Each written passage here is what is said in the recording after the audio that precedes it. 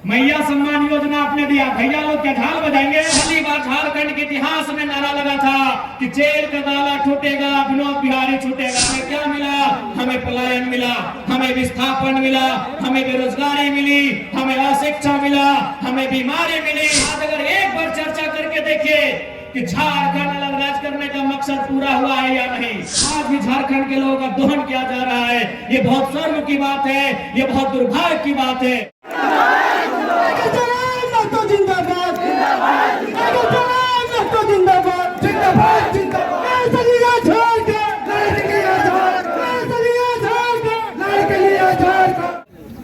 तो आज गिरिडीह की इस पावन धरती से आप तमाम झारखंड वासियों को यह संदेश देना चाहेंगे।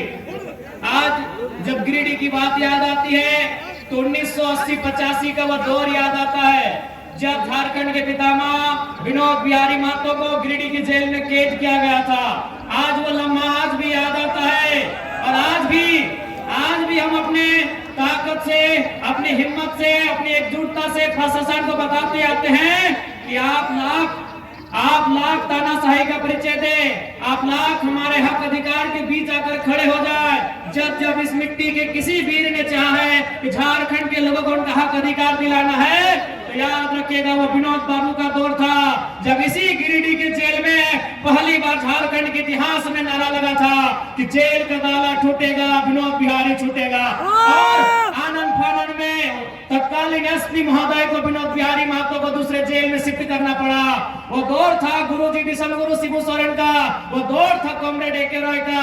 यानी असंख्य बलिदान, असंख्य संघर्ष के बाद हमारे पूर्वजों ने, हमारे वीरों ने इस राज्य को अलग किया। लेकिन आज 24 साल के बाद हम एक बार रुक जाते हैं, एक बार हम अपने आप को रोकते हैं और गांव की पगडंडियों में, खेत खलिहानों में, फैक्ट्री में काम कर रहे मजदूरों के बीच जाकर, फुटबॉल के मैदान में फुटबॉल खेल रहे बच्चों के बीच जाकर, चाय की गुमटी में बैठकर, पान की दुकान में बैठकर आज अगर एक बार चर्चा करके देखिए कि झारखंड अलग राज करने का मकसद पूरा हुआ है या नहीं हुआ। एक बार हम रुककर अपने आप को थाम कर बस एक सवाल करें कि झारखंड अलग राज करने का जो उद्देश्य था वह उद्देश्य पूरा हुआ है कि नहीं हुआ है। आज इस भीड़ से उत्तर जानना चाहते हैं, क्या अलग झारखंड राज करने का जो उद्देश्य था वो पूरा हुआ है? हाँ या ना? हाँ या ना? आज हर एक गांव की गली से, खेत के चौपाल से यही आवाज आती है, खेतों की पगडंडियों से, गांव के चौपाल से कि झारखंड राज हमने जो सोच कर लिया था आज वो कोसों दूर है हमसे। हमने झारखंड राज इसलिए लिया था कि जब हम लोग झारखंड राज्य का अलग निर्माण करेंगे, यहाँ की शैक्षणिक व्यवस्था में सुधार होगा, यहाँ की स्वास्थ्य व्यवस्था में सुधार होगा, यहाँ के नौजवानों को रोजगार मिलेगा, यहाँ के जल जमीन जंगल को सुरक्षित किया जाएगा, यहाँ के आदिवासी मूलवासियों की भावनाओं का ख्याल रखा जाएगा। लेकिन जैसे झारखंड राज्य अलग हुआ हमें क्या मिला?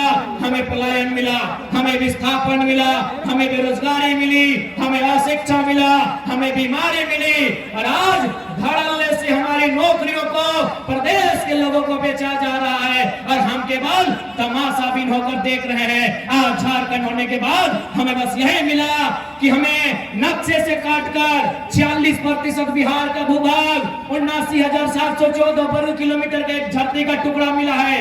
लेकिन आज हक अधिकार की बात करें तो आप गिरिडीह से लेकर गढ़वा चले जाए, सिंहभूम से लेकर आप साहेबगंज चले जाए, आपको यही मिलेगा कि आज भी झारखंड के लोगों का दमन किया जा रहा है, आज भी झारखंड के लोगों का दोहन किया जा रहा है।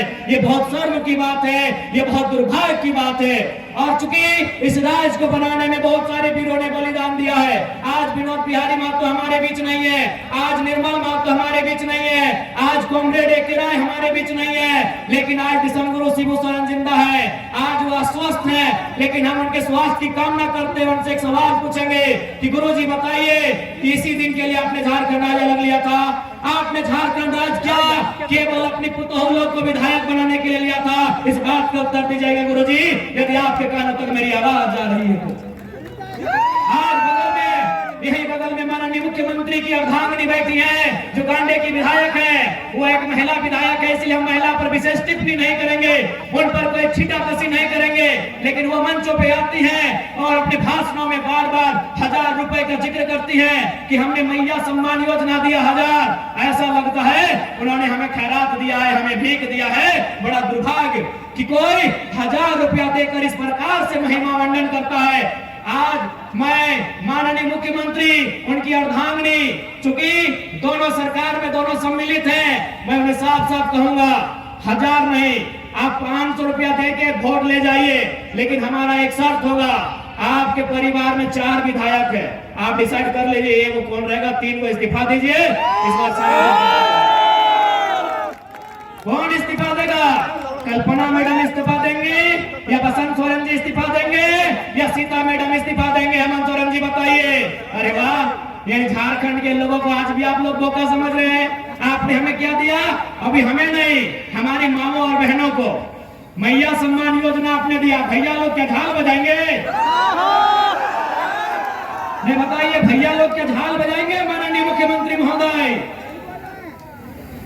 इसलिए आप बिल्कुल 1000 रुपए में सारा वोट ले जाइए, लेकिन आप उत्तर दीजिए कि आपके परिवार में कौन 3 लोग हैं जो विधायकी से इस्तीफा देंगे? कौन 3 लोग इस्तीफा देंगे? या यदि आपकी मैडम अगर वो गांडे से विधायक रहेंगी तो मुख्यमंत्री महोदय आप बरहेट और मुख्यमंत्री के पद से इस्तीफा दीजिए। क्या एक परिवार के लिए झारखंड राज्य अलग बना था?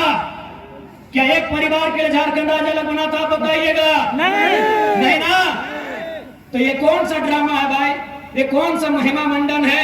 आज हमारे राज्य में पलायन बढ़ रहा है, आज हमारे राज्य में बेरोजगारी का दर बढ़ रहा है, आज हमारे राज्य में अशिक्षा का दर बढ़ रहा है, आज हमारे राज्य में मजदूरों की संख्या प्रवासी के रूप में बढ़ रही है, और आप 1000 रुपए देकर हमें अगर बहलाने का कार्य करते हैं तो ये दुर्भाग्य की बात है।